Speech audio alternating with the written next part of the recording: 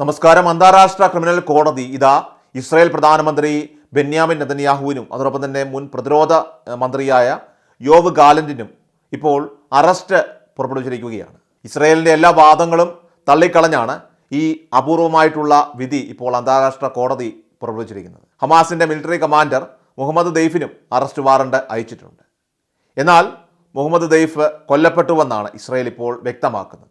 ഇസ്രായേലും ഹമാസും തമ്മിലുള്ള യുദ്ധത്തിൽ സംഭവിക്കുന്ന യുദ്ധ കുറ്റകൃത്യങ്ങളുടെയും അതോടൊപ്പം തന്നെ മനുഷ്യാവകാശ ലംഘനങ്ങളുടെയും ഒക്കെ തന്നെ പേരിലാണ് ഈ അറസ്റ്റ് വാറണ്ട് ഇപ്പോൾ പുറപ്പെടുവിച്ചിരിക്കുന്നത്. 3 പേർക്കും ക്രിമിനൽ പ്രവർത്തനങ്ങളുടെയൊക്കെ തന്നെ ഉത്തരവാദിത്തമുണ്ട് എന്ന് അന്താരാഷ്ട്ര കോടതി വിലയിരുത്തി. ICC പ്രോസിക്യൂട്ടർ കരീം ഖാൻ നെതന്യാഹുവിനും ഗാലന്റിനും അതോടൊപ്പം തന്നെ ദെയ്ഫിനും 2 ഹമാസ് നേതാക്കൾക്കുമെതിരെ വാറണ്ട് അയക്കണമെന്ന് ആവശ്യപ്പെട്ടുകൊണ്ട് അന്താരാഷ്ട്ര കോടതിയെ സമീപിച്ചിരുന്നു. ഇതിൽ ഹമാസ് നേതാക്കളായ ഇസ്മയിൽ ഹനിയയും അതോടൊപ്പം തന്നെ യഹിയ സിൻവറും കൊല്ലപ്പെട്ടിരുന്നു. യുദ്ധ തലവന്മാരെയും രാഷ്ട്രതലവന്മാരെയും ഒരുപോലെ വിചാരണ ചെയ്യുന്ന ലോകത്തിലെ ഏറ്റവും ഉയർന്ന ക്രിമിനൽ കോടതിയാണ് അന്താരാഷ്ട്ര ക്രിമിനൽ കോടതി. എന്നാൽ അമേരിക്ക ഉൾപ്പെടെയുള്ള നിരവധി വൻ രാജ്യങ്ങൾ അന്താരാഷ്ട്ര ക്രിമിനൽ കോടതിയെ അംഗീകരിക്കുന്നില്ല. 1998 ഒരു ഉടമ്പടി പ്രകാരമാണ് അന്താരാഷ്ട്ര ക്രിമിനൽ കോടതി നിലവിൽ വന്നത്. 120-ലേറെ രാജ്യങ്ങൾ ഇതിൽ അംഗങ്ങളാണ്. അന്താരാഷ്ട്ര കോടതി രൂപീകരിക്കപ്പെട്ട അന്ന് മുതൽ തന്നെ അമേരിക്ക ഇതിൽ നിന്നും വിട്ടുനിന്നു. അമേരിക്ക ഉയർത്തുന്നത് വലിയ രീതിയിലുള്ള വിമർശനങ്ങളാണ്. അമേരിക്കയാകട്ടെ പൗരന്മാരെ പ്രോസിക്യൂട്ട് ചെയ്യാൻ ട്രൈബ്യൂണലിനെ ഉപയോഗിക്കുന്നത് തടയാൻ ശ്രമിച്ചുകൊണ്ട് ഈ അംഗത്വത്തിൽ നിന്ന് വിട്ടുനിന്നു. അന്താരാഷ്ട്ര ക്രിമിനൽ കോടതി വ്യവസ്ഥിതിയിൽ അംഗങ്ങളായിട്ടുള്ള 120-ലേറെ രാജ്യങ്ങളെ സംബന്ധിച്ച് ICC ഒരു അറസ്റ്റ് വാറണ്ട് പുറപ്പെടുവിച്ചിരിക്കുന്ന വ്യക്തിയെ സംബന്ധിച്ച് ആ വ്യക്തി അവരുടെ മണ്ണിൽ കാലുകുത്തിയാൽ അറസ്റ്റ് ചെയ്യണമെന്നാണ് നിയമം. എന്നാൽ ചൈന, ഇന്ത്യ, റഷ്യ, ഇസ്രായേൽ എന്നിവ ഉൾപ്പെടുന്ന ശക്തമായിട്ടുള്ള രാജ്യങ്ങൾ ഈ അന്താരാഷ്ട്ര കോടതിയുടെ പരിധിയിൽ വരുന്നേയില്ല. അതുകൊണ്ട് തന്നെ അന്താരാഷ്ട്ര കോടതിയുടെ പരിധിയിൽ വരുന്ന 120-ലേറെ വരുന്ന രാജ്യങ്ങളിലേക്ക് ഇനി നെതന്യാഹുവിനും യോവ് ഗാലന്റിനും യാത്ര ചെയ്യാനും സാധിക്കുകയില്ല. കാരണം ആ രാജ്യങ്ങളിലേക്ക് അവർ പോയാൽ, അവർ ആ രാജ്യങ്ങളിൽ കാലുകുത്തിയാൽ അറസ്റ്റ് ചെയ്യണമെന്നാണ് നിയമം. അന്താരാഷ്ട്ര ക്രിമിനൽ കോടതിയുടെ വ്യവസ്ഥിതിയിൽ അംഗങ്ങളല്ലാത്ത രാജ്യങ്ങളുടെ പൗരന്മാരുടെ മേൽ കോടതി അതിൻ്റെ അധികാരം പ്രയോഗിക്കരുത് എന്നും മുൻപ് തന്നെ US വ്യക്തമാക്കിയിരുന്നു. ഇപ്പോൾ നെതന്യാഹുവിനും അതോടൊപ്പം തന്നെ യോവ് ഗാലന്റിനുമെതിരെ അറസ്റ്റ് വാറണ്ട് പുറപ്പെടുവിച്ചതിന് തൊട്ടു പിന്നാലെ അമേരിക്ക ശക്തമായിട്ടുള്ള പ്രതികരണവുമായിട്ടാണ് രംഗത്തെത്തിയിരിക്കുന്നത്. അതാകട്ടെ അമേരിക്ക ഇസ്രായേലിനെ പരിപൂർണ പിന്തുണ ഇപ്പോൾ പ്രഖ്യാപിച്ചും കഴിഞ്ഞു. ഇത്തരത്തിലൊരു ഉത്തരവ് അത് പുറത്തിറക്കാനായിട്ട് അന്താരാഷ്ട്ര ക്രിമിനൽ കോടതിക്ക് അധികാരമില്ലെന്നും അമേരിക്ക വ്യക്തമാക്കി.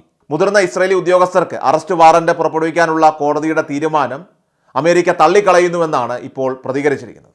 എന്നാൽ ഈ അന്താരാഷ്ട്ര നീതിന്യായ കോടതിയുടെ വിധിയെ പുച്ഛിച്ചുകൊണ്ടാണ് ഇപ്പോൾ ഇസ്രായേൽ പ്രധാനമന്ത്രി ബെന്യാമിൻ നെതന്യാഹു രംഗത്തെത്തിയിരിക്കുന്നത്. ഇന്റർനാഷണൽ ക്രിമിനൽ കോടതിയുടെ അറസ്റ്റ് വാറണ്ടിൽ കലി പൂണ്ടു നിൽക്കുകയാണ് ഇപ്പോൾ ഇസ്രായേൽ ഭരണകൂടം. ഇതിന് പിന്നാലെ ഇന്നലെ നടത്തിയത് തന്നെ സമാനതകളില്ലാത്ത രീതിയിലുള്ള ആക്രമണങ്ങൾ തന്നെയാണ്.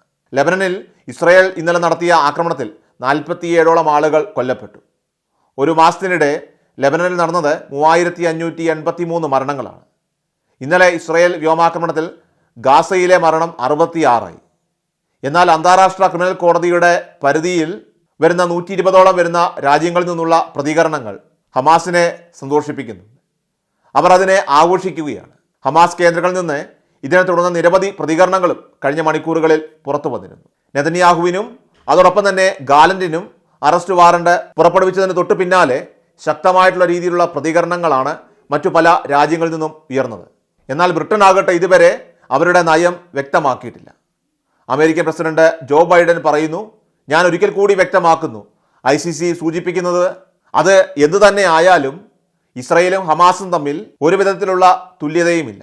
അതിൻ്റെ സുരക്ഷയ്ക്കെതിരെ അല്ലെങ്കിൽ ഭീഷണികൾക്കെതിരെ ഞങ്ങൾ എല്ലായ്പ്പോഴും ഇസ്രായേലിനൊപ്പം നിൽക്കുമെന്ന് ശക്തമായ രീതിയിൽ തന്നെയാണ് ഇപ്പോൾ അമേരിക്ക വ്യക്തമാക്കുന്നത്. അന്താരാഷ്ട്ര നീതിന്യായ കോടതിയുടെ ഓഫീസ് സ്ഥിതി ചെയ്യുന്നതാകട്ടെ നെതർലൻഡിലാണ്. നെതർലൻഡ്സിൻ്റെ പ്രതികരണം ഇങ്ങനെയാണ്: ICCയുടെ നിർദ്ദേശങ്ങൾ ഞങ്ങൾ പാലിക്കും. നെതന്യാഹുവോ ഗാലന്റോ നെതർലൻഡിൽ അല്ലെങ്കിൽ ഈ മണ്ണിൽ ഇറങ്ങിയാൽ അവരെ അറസ്റ്റ് ചെയ്യുക തന്നെ ചെയ്യുമെന്നാണ് ഇപ്പോൾ നെതർലൻഡ്സിൻ്റെ വിദേശകാര്യമന്ത്രി വ്യക്തമാക്കിയിരിക്കുന്നത്. ഫ്രഞ്ച് വിദേശകാര്യമന്ത്രി ICCയുടെ ഉത്തരവ് പരാമർശിച്ചുവെങ്കിൽ പോലും നെതന്യാഹുവിനെയോ അല്ലെങ്കിൽ ഗാലന്റിനെയോ അറസ്റ്റ് ചെയ്യുമോ എന്ന കാര്യത്തിൽ ഇതുവരെ അവരുടെ നയം വ്യക്തമാക്കിയിട്ടില്ല. ഇത് നിയമപരമായി സങ്കീർണമായ ഒരു ചോദ്യമാണ്. അതിനുള്ള ഉത്തരം ഞങ്ങൾ ആലോചിച്ച് പറയാമെന്നാണ് ഇപ്പോൾ ഫ്രഞ്ച് വിദേശകാര്യ മന്ത്രാലയവും വ്യക്തമാക്കുന്നത്. യൂറോപ്യൻ യൂണിയനിലെ എല്ലാ അംഗങ്ങൾക്കും ICC വിധി ബാധകമാണ് എന്ന് European commission vice president Josep Borrell പറയുന്നു. അന്താരാഷ്ട്ര ക്രിമിനൽ കോടതിയുടെ സ്വാതന്ത്ര്യത്തെ ബ്രിട്ടൻ മാനിക്കുന്നുണ്ട്. എന്നാൽ ഇരുവരെയും അറസ്റ്റ് ചെയ്യണമോ വേണ്ടയോ എന്ന കാര്യത്തിൽ നിലപാട് എടുത്തിട്ടില്ല എന്നാണ് ബ്രിട്ടൻ ഇപ്പോൾ വ്യക്തമാക്കുന്നത്. അർജന്റീന ഉൾപ്പെടെയുള്ള രാജ്യങ്ങൾ പരസ്യ നിലപാടെടുത്ത് രംഗത്ത് വന്നു. ഞങ്ങൾ ഇസ്രായേലിനെ ഐക്യദാർഢ്യം പ്രഖ്യാപിക്കുന്നുവെന്നാണ് അവർ പ്രതികരിക്കുന്നത്. ജനങ്ങളെ സംരക്ഷിക്കാനുള്ള അവകാശം ആ രാജ്യത്തിനുണ്ട്. എല്ലാ ബന്ദികളെയും ഉടൻ മോചിപ്പിക്കണമെന്ന് അർജന്റീന ആവശ്യപ്പെടുന്നു. തീവ്രവാദികളെ കൂടുതൽ ധൈര്യപ്പെടുത്തി ജൂതന്മാർക്കും അതോടൊപ്പം തന്നെ ഇസ്രായേലിനും എതിരെ ആക്രമണത്തിന് പ്രേരിപ്പിക്കുകയും ചെയ്യുന്നതാണ് ഈ വിധിയെന്ന് ADL ആന്റി ഡിഫമേഷൻ ലീഗ് വ്യക്തമാക്കി. ADL ശക്തമായിട്ടുള്ള രീതിയിലുള്ള പ്രതികരണമാണ് ഇസ്രായേലിനൊപ്പം ഈ വിഷയവുമായി ബന്ധപ്പെട്ട് നടത്തിയിരിക്കുന്നത്. സൈനിക നയതന്ത്ര നിയമലോകത്തെ ഞെട്ടിച്ചുകൊണ്ടാണ് ഒരു ഞെട്ടിക്കുന്ന വിധി ഇപ്പോൾ പുറത്തു വന്നിരിക്കുന്നത്. അതുകൊണ്ട് തന്നെ അന്താരാഷ്ട്ര ക്രിമിനൽ കോടതിയുടെ ഈ വിധി അത് പൂർണ്ണമായിട്ടും ഇപ്പോൾ ഇസ്രായേൽ തള്ളിക്കളഞ്ഞിരിക്കുകയാണ്.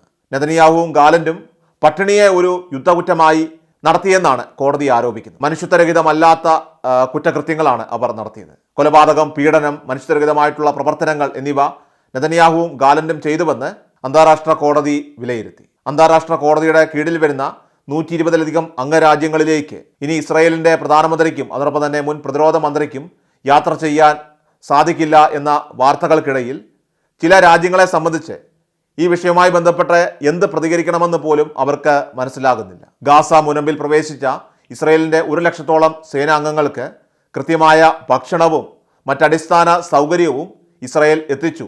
എന്നാൽ ഗാസയിലെ നിരപരാധികളായിട്ടുള്ള ജനങ്ങൾക്ക് അവയൊക്കെ തന്നെ നിഷേധിച്ചുവെന്നാണ് അന്താരാഷ്ട്ര കോടതി പറയുന്നത്. തങ്ങളുടെ സേനയ്ക്ക് മാനുഷികമായിട്ടുള്ള സഹായങ്ങൾ എത്തിക്കുന്നത് തങ്ങളുടെ പ്രഥമ കടമയാണ് എന്ന് ഇസ്രായേൽ തിരിച്ചടിച്ചു. ഗാസ മുനമ്പിലേക്കുള്ള ക്രോസിംഗുകൾ അടച്ചതിനെക്കുറിച്ചും വ്യക്തമായ രീതിയിലുള്ള വിമർശനങ്ങളാണ് അന്താരാഷ്ട്ര കോടതി നടത്തിയിരിക്കുന്നത്. എന്നാൽ അന്താരാഷ്ട്ര കോടതിയുടെ ഈ വിധി പക്ഷപാതപരമായിട്ടുള്ള ഒന്നാണെന്ന ആരോപണം ഇപ്പോൾ ശക്തമാകുന്നുണ്ട്. ഇതിന് പിന്നിൽ മറ്റു നിരവധിയായിട്ടുള്ള ഘടകങ്ങൾ, പ്രധാനമായിട്ടും രാഷ്ട്രീയപരമായിട്ടുള്ള പല നീക്കങ്ങളുമുണ്ട്. പ്രതിദിനം 100 കണക്കിന് ട്രക്കുകൾ സഹായം എത്തിക്കാനായിട്ട് ഗാസ മുനമ്പിലേക്ക് എത്തിയെന്നും അവയ്ക്ക് വേണ്ട സൗകര്യങ്ങൾ ഇസ്രായേൽ ചെയ്തു കൊടുത്തുവെന്നുള്ള ഇസ്രായേലിന്റെ വാദം അന്താരാഷ്ട്ര കോടതി അംഗീകരിച്ചില്ല. അന്താരാഷ്ട്ര നിയമങ്ങളെ പോലും മാനിക്കുന്നതിനുള്ള മനോഭാവം ഇസ്രായേലിന് ഉണ്ടായിരുന്നില്ല എന്നാണ് അന്താരാഷ്ട്ര കോടതി വെളിപ്പെടുത്തിയത്.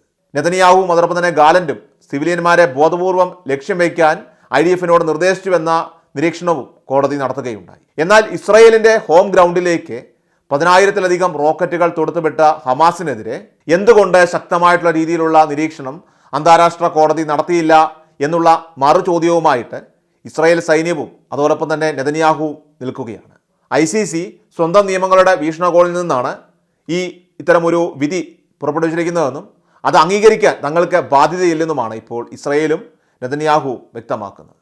എന്നാൽ ഇസ്രായേലിനെ സംബന്ധിച്ച് ഇനിയും അപ്പീൽ നൽകാനായിട്ട് അവസരമുണ്ടെന്നാണ് അന്താരാഷ്ട്ര കോടതി വ്യക്തമാക്കുന്നത്. എന്നാൽ അന്താരാഷ്ട്ര കോടതിയുടെ മുൻപിൽ ഇരക്കാനായിട്ട് തങ്ങളില്ല എന്ന നിലപാടാണ് ഇപ്പോൾ ഇസ്രായേൽ സ്വീകരിച്ചിരിക്കുന്നത്. യുദ്ധകുറ്റങ്ങൾ ചെയ്യാൻ ഉത്തരവിട്ട നെതന്യാഹുവും ഗാലന്റും ഒരു വശത്ത്, എന്നാൽ യഥാർത്ഥത്തിൽ സൈനികർ അത്തരം കുറ്റകൃത്യങ്ങൾ ചെയ്തോ എന്ന് കോടതി വ്യക്തമാക്കുന്നുമില്ല. അതുകൊണ്ട് തന്നെയാണ് നെതന്യാഹുവിലും ഗാലന്റിലും അറസ്റ്റ് വാറണ്ട് ഒതുക്കിയത്.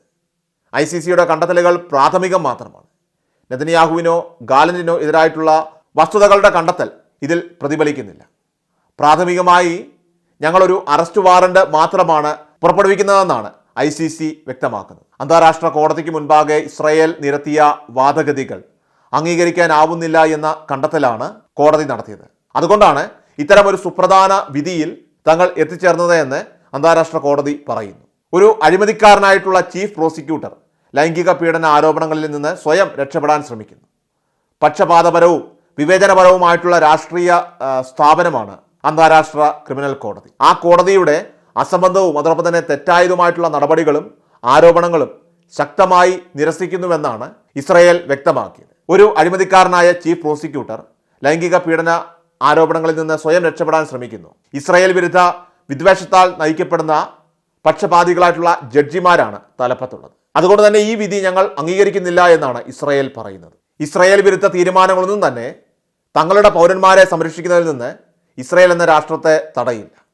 തൻ്റെ ദൗത്യവുമായിട്ട് മുന്നോട്ട് പോകുമെന്നും അതുകൊണ്ട് തന്നെ ഒരു കോടതി വിധിയും തന്റെ ലക്ഷ്യത്തെ തടസ്സപ്പെടുത്തില്ല എന്നാണ് ഇപ്പോൾ ഇസ്രായേൽ പ്രധാനമന്ത്രി ബെന്യാമിൻ നെതന്യാഹു വ്യക്തമാക്കുന്നത്. തങ്ങൾക്കെതിരായിട്ടുള്ള ഫലസ്തീൻ പരാതി ചർച്ച ചെയ്യാൻ കോടതിക്ക് അധികാരമില്ല എന്ന് ഇസ്രായേലും വ്യക്തമാക്കി. ഇത് അടുത്തിടെ പ്രധാനമന്ത്രിക്കും പ്രതിരോധ മന്ത്രിക്കുമെതിരെ അറസ്റ്റ് വാറണ്ട് പുറപ്പെടുവിക്കുമെന്ന് പ്രോസിക്യൂട്ടറുടെ അഭ്യർത്ഥനയിൽ കലാശിക്കുകയും ചെയ്തു. അന്താരാഷ്ട്ര കോടതിയുടെ അധികാര പരിധി ഇസ്രായേൽ അംഗീകരിക്കേണ്ടതില്ല. കാരണം കോടതിക്ക് ഫലസ്തീൻ്റെ പ്രാദേശിക അധികാര പരിധിയുടെ അടിസ്ഥാനത്തിൽ അതിൻ്റെ അധികാരപരിധി പ്രയോഗിക്കാനായിട്ട് സാധിക്കും. അന്താരാഷ്ട്ര കോടതി വ്യക്തമാക്കുന്നത് മറ്റൊരു തലത്തിലാണ്. കോടതിയുടെ അധികാര പരിധി ഇസ്രായേൽ അംഗീകരിക്കേണ്ട ആവശ്യമില്ല. കാരണം കോടതിക്ക് ഫലസ്തീൻ്റെ പ്രാദേശിക അധികാര പരിധിയുണ്ട്. അതിൻ്റെ അടിസ്ഥാനത്തിൽ അധികാരപരിധി തങ്ങൾക്ക് പ്രയോഗിക്കാനായിട്ട് സാധിക്കും. ഇസ്രായേൽ നടത്തിയത് ഫലസ്തീനിലുള്ള അധിനിവേശമാണ്. ഇത് സമാനതകളില്ലാത്ത പ്രതിസന്ധിയാണ് ഇപ്പോൾ ലോകത്തിൽ സൃഷ്ടിച്ചിരിക്കുന്നത്. ഇസ്രായേലിനെതിരായിട്ടുള്ള ഈ അന്താരാഷ്ട്ര കോടതിയുടെ വിധി അമേരിക്ക അടക്കമുള്ള രാജ്യങ്ങൾ തള്ളിക്കളയുമ്പോൾ ഇന്ത്യയും അതോടൊപ്പം തന്നെ മറ്റു രാജ്യങ്ങളും ഒക്കെ എന്ത് നിലപാടെടുക്കുമെന്ന് ഇസ്രായേലും ഇപ്പോൾ ഉറ്റുനോക്കുന്നുണ്ട്. ഏതായാലും ഈ കോടതി വിധി എന്തുമാകട്ടെ, നിങ്ങൾ നിങ്ങളുടെ ജോലി ചെയ്യുകയെന്നാണ് IDF-നോട് ഇപ്പോൾ നെതന്യാഹു വീണ്ടും ആവശ്യപ്പെട്ടിരിക്കുന്നത്. ലെബനനിലെ ദഹിയ അടക്കമുള്ള മേഖലകളിൽ ശക്തമായിട്ടുള്ള രീതിയിലുള്ള ആക്രമണങ്ങളാണ് ഇപ്പോൾ IDF ഇതിൻ്റെ പശ്ചാത്തലത്തിൽ ഇപ്പോൾ നടത്തിക്കൊണ്ടിരിക്കുന്നത്. തെക്കൻ ലെബനനിലെ പല പട്ടണങ്ങളിൽ നിന്നും ജനങ്ങളോട് പലായനം ചെയ്യാൻ പോലും IDF ആവശ്യപ്പെട്ട് കഴിഞ്ഞു.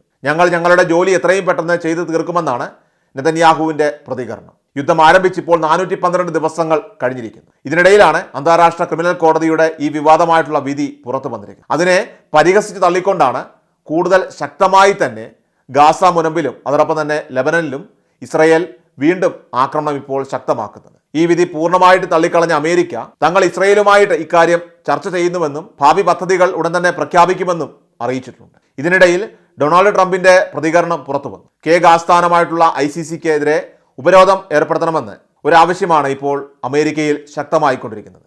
ICC-യുടെ 124 അംഗരാജ്യങ്ങളിൽ പ്രവേശിക്കുന്നതിൽ നിന്ന് നെതന്യാഹുവിനെയും അതോടൊപ്പം തന്നെ ഗാലന്റിനെയും ഫലപ്രദമായി വിലക്കുന്നുവെന്നാണ് അന്താരാഷ്ട്ര നീതിന്യായ കോടതിയുടെ വിധി വിലയിരുത്തുമ്പോൾ നമുക്ക് മനസ്സിലാക്കാനായിട്ട് സാധിക്കുന്നത്. ഈ 124 രാജ്യങ്ങൾക്കും അന്താരാഷ്ട്ര കോടതി വിധി മാനിക്കേണ്ടതായിട്ടുണ്ട്. എന്നാൽ ICC-യുടെ പരിധിയിൽ നിന്ന് ഇസ്രായേൽ പ്രശ്നത്തിൽ ചില രാജ്യങ്ങളെങ്കിലും പുറത്തേക്ക് കടക്കുമെന്ന സൂചനകളും ഇപ്പോൾ ശക്തമാകുന്നു.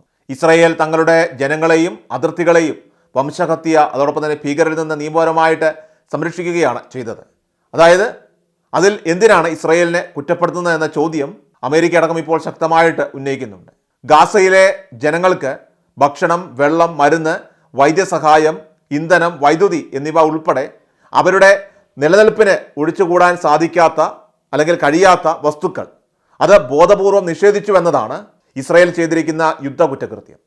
സമാനതകളില്ലാത്ത സംഘർഷങ്ങളുടെയും വിവാദങ്ങളുടെയും നടുവിലാണ് ഇപ്പോൾ ലോകം സഞ്ചരിക്കുന്നത്. അതിനിടയിൽ ഈ വിചിത്രമായിട്ടുള്ള വിധി അന്താരാഷ്ട്ര ക്രിമിനൽ കോടതിയിൽ നിന്ന് ഇപ്പോൾ പുറത്തു വരുമ്പോൾ അതിനോട് കട്ടയ്ക്ക് ഇപ്പോൾ ഇസ്രായേലും അമേരിക്കയും പ്രതികരിക്കുകയാണ്.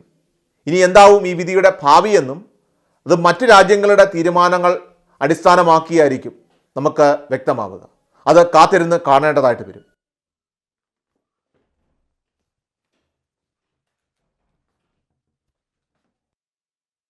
എല്ലാ ദിവസവും വാർത്തകൾക്കും യൂട്യൂബ് ചാനൽ സബ്സ്ക്രൈബ് ചെയ്യുക, ഫേസ്ബുക്ക് പേജ് ഫോളോ ചെയ്യുക. വാർത്തകളുടെ നോട്ടിഫിക്കേഷനായി ബെൽ ഐക്കൺ എനേബിൾ ചെയ്യുക.